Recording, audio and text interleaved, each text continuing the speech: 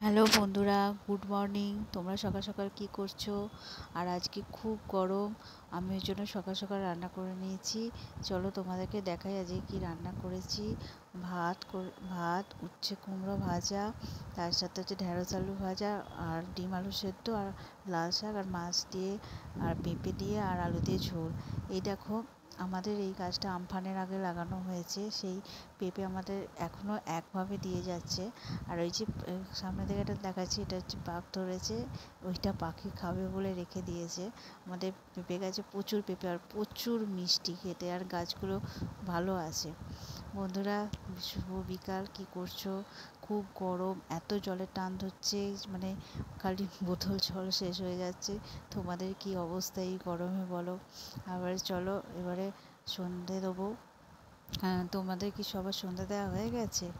আর তোমরা কি করছো জানিও। আর বরুদিনী একাদশী সম্পর্কে আজকে বলবো। বরুদিনী একাদশী হচ্ছে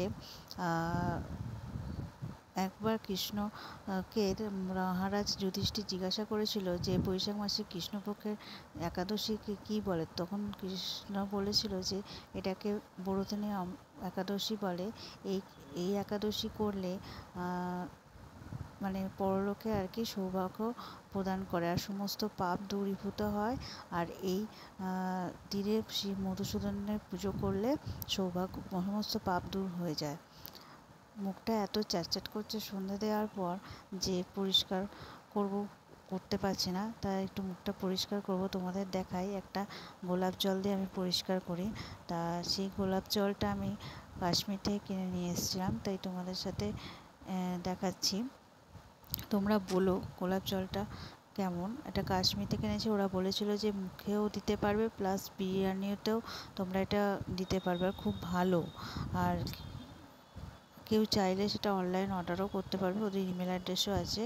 মুখটা এবার ধরো পরিষ্কার করে নিই। তোমরা কে কীভাবে মুখটা পরিষ্কার করো বলবে। আমার মুখে খুব ট্যান পড়েছে, তোমাদের মুখেও ট্যান পড়ে জানি। তা কী দিয়ে পরিষ্কার করো বলবে। এবার দেখো মুখটা আস্তে আস্তে পরিষ্কার হচ্ছে। এবার আর তোমরা বিকালে মুখ পরিষ্কার কী দিয়ে করো আমাকে একটু জানাবে। আর দেখো এবারে মুখটা কেমন পরিষ্কার লাগছে।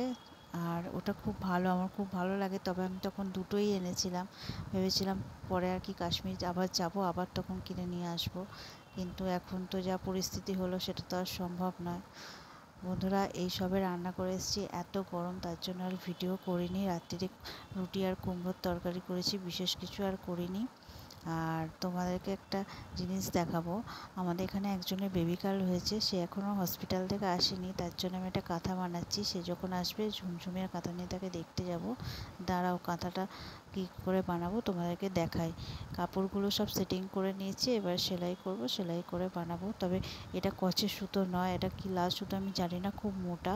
কচের সুতোটা কালকে আনলে সেলাই করব, তারপর তোমাদের দেখাবো।